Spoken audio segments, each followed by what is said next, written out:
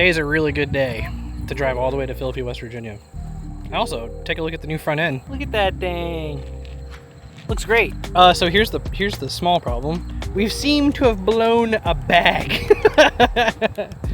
Mark 5 rear strut bolt on the passenger side just so happened to rub through the bag for some reason. So we're getting it towed to go hang out with Nathan and Zach and all the dudes that lowered the lawn right now, so that way we can replace this bag on the side of the road. It's gonna be crazy. I mean, no bullshit, that rear sway bar really helped out a lot, because that's this side aired up all the way, you know? And because of the sway, it's still holding it up. There's no air in that line, or in that bag. So, well, at least it's nice here.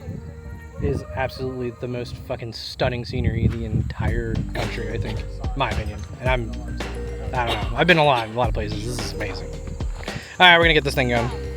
All right, go Ron, cut right. Very good. You're probably wondering why I'm on the side of the road right now. Well, it's because we left the DJI on the fucking car and drove off, and it landed right in there. So I'll walk all the way back. Holy shit. What a fucking day. Time to go to Philippi.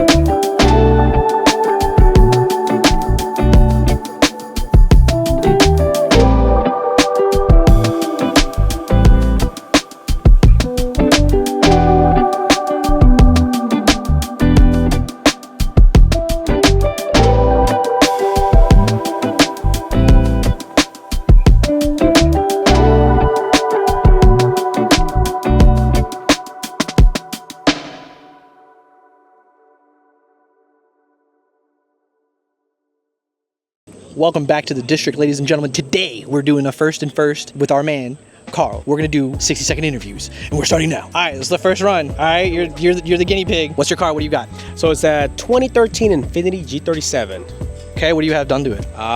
What haven't I done? Pro charge, engine, transmission rebuild. Makes about 525 rear wheel. I got custom made stuff for the engine bay. One of one wheels too. What are the wheels?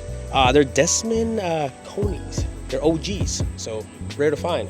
And you split them and did... So I made them, I rebuilt them. I only got the face. Yeah, so they're 18 by 11 and a half all around. And you got carbon fenders, huh? 1 out of 5 made. Pro Charge, what kind of Pro Charger kit? It's from Soho with the steel-in top. I wish it was a little quiet, Yeah. but can't complain. People love it, I love it. What trans is it? So the transmission is still stuck, but it's fully rebuilt. And then I also have like a flex plate. It can handle like 700 horsepower, but... What's your favorite mod that you've done? Favorite? I know this is gonna be funny. It's gonna be my strut bar. It's titanium. There's only like 1 out of 15 ever made. What? That's my favorite thing. I know it's funny because nobody has it. We've known each other for a long time. How long have you owned this car? I've had this one for 4 years, but I used to have a G35. It's hard to get rid of this car.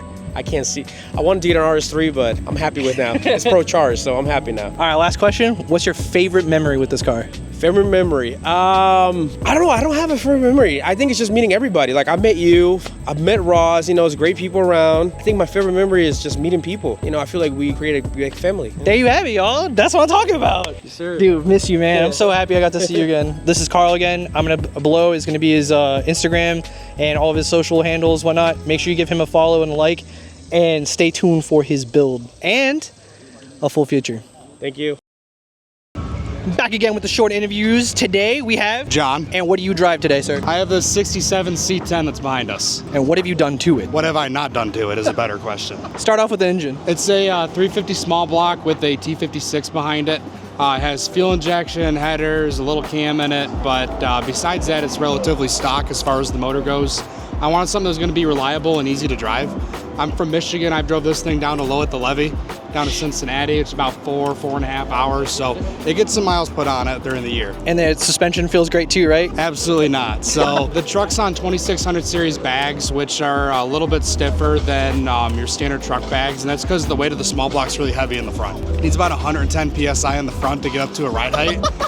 And ride height for this, there's a lot of guys that are on air ride that ride really high because they don't want to chance anything. Yeah. For me, this thing looks like a pro touring truck when it's aired up. So nobody can even tell it's on air ride until I air it out. A car of this age, what is the story behind it and how you got it? So I bought it as a half-done project on Facebook Marketplace, and it was one of those, old tales of you buy somebody else's project, you think it's going to be really great, and then you find out that everything that he touched was done absolutely terrible. So I took the entire truck down to the frame rails and started from there. Hell yeah, how long was the whole process? Did all in 6 months. You built this whole thing in 6 months? Yep. Did you do the rear link suspension too? Yeah, so it's a Watts link out back. And then the rear end isn't even from a truck, it's from a 3rd generation Camaro. So. What's your favorite part about this car? The paint, or lack thereof, and the color. 503 green is the OEM color for this truck. Of all the memories that you've made so far in this car, which one's your favorite? Being here at Lowered on the Lawn and doing a 3rd gear burnout at the tire shop up there, aired out, and letting the drive shaft bang off the ground, and it's probably one of my favorite memories in the truck. Hell yeah, you guys saw it first. Right here is gonna be, or actually below is gonna be all of his socials. Make sure you give him a follow. And then comment below if you want to see a full feature on this car, which is inevitably coming anyways. Anything you want to say to the guys? Keep a lookout, man. This is my style. I got a 911 that's coming next. It's gonna be patinaed out as well. So excited to get after it. And that thing is fucking wild. All right, thank you guys. Back again, Lowered on the Lawn, short interviews. Who do we have today? Joshua Lothringer. And what the hell do you drive, sir? I've got a 74 911T with 930 bodywork. It's a lot of fun. You said you brought this from the ground, or from the dead. Kind of, yeah. The guy that I bought it from passed away during COVID. I got it from an estate sale. So, without being a little morbid, yeah, kind of back from the dead. I actually completely forgot about that. That's really bad. Gentleman, he bought it in 2000 or so with it was just in primer and a shell, and him and his brother-in-law kind of found a picture online back in the early 2000s of a turbo and said, hey, I want to build just that, and they did exactly that. I like to say that they put it together and it kind of sat for a couple years, and then it sat for a couple more years. And so I came to acquire it. It was a half page of an appraisal sheet on Facebook Facebook Marketplace. And it seemed like a scam. The seller was in North Carolina and the car was up in Michigan. The title was somewhere else. The title was somewhere else. Had to go through a lawyer. It was an interesting story to get it. It's been a lot of work and I've done a lot of things to it. Yeah. It's been a lot of fun. It's been a big learning experience. How long was the whole process, you think? I bought the car in October. And then I ended up parting out my previous car in March. Pretty much from March until now, it's been every day in the garage, 3 to 5 hours a day, all day on the weekends. Probably have 500-600 hours at this point in a short span. You know how it goes. Yep. And what wheels you have on? These are OZ Futuras, true 5x130 low disc, no dual drill. Decided to keep the OG caps, not go with the M293s. They've got custom floater conversions on them from Brendan Schultz at Visual Auto Works. I had a local guy, Handshake Fab, do the polishing on the Futuras. He stripped them down and polished them for me. And then I built the wheels to spec, did all the measurements, bought lips and barrels. No stranger to doing that. So. Fuck yeah. And what's your favorite part about this car? The seats, which I don't think get enough love. Yeah, dude, the seats are ridiculous. They're insane. They are OG Recaro Generation 1 A8s. Never sold in the US. I don't believe they were sold outside of Japan. Manufactured in the early 90s, late 80s, early 90s. What's your favorite memory so far with this car? There's not a whole lot of them. It drove for the first time a couple weeks ago. Now that's freaking sick. Anything else you want to say to the homies at home? Shout out all my homies. Kiss your homies goodnight. That's what I'm talking about. This is the round 3 of the short interviews. Thank you very much. Stay tuned. Welcome back for another District Imports short interview. We have today Zach Schubner. And what do you drive, sir? 1968 VW Beetle. And what have you done to this thing? A lot. So I bought this car 7 years ago. It was a body and a chassis. That was it. No wiring, no plumbing, no nothing. Pretty much built it out of crap in my garage. Drove it for a while, static low, went into the realm of air. This is the first car I've ever had on air. Hell yeah. So it was a big learning experience for me. Yep. I built the entire air ride system from scratch. It lays pan, it's 4-inch narrow beam in the front, custom one-off built steelies for the car. Turbo 1600 dual port with a big cam, and it just fun to drive. How hard was the turbo setup? It wasn't bad. You can buy turbo kits for these things. They're expensive as hell. And this car has pretty much lived its life on a budget. I don't even think I have like $4,000 in this whole car.